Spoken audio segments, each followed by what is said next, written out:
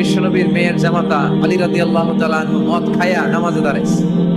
মাগরিবের সালাতের ইমামতি করতে যে সূরাতুল কাফিরুন লা আ'বুদু মা তা'বুদুনের জায়গায় ভুলে মাতলামি করতে করতে পড়তে শুরু করছে আ'বুদু মা তা'বুদুন, লা বাদ দিয়ে দিছে।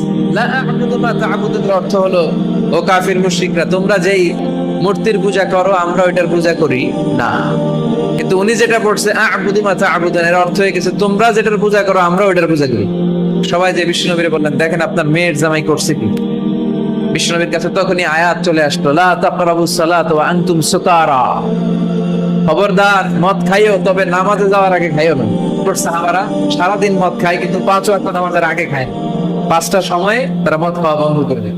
এরপর আস্তে আস্তে যখন মদ খাওয়া বন্ধ করতে অভ্যস্ত হতে শুরু করেছে, আল্লাহ আয়াত নাযিল করলেন, ইন্নামাল খামরু ওয়াল মাইসির ওয়াল আনসাব ওয়াল আজলাম রিজসুম মিন আমালিশ শাইতানি ফাজতানিবু। চিরকালের জন্য এই কথা বলে আল্লাহ মদকে হারাম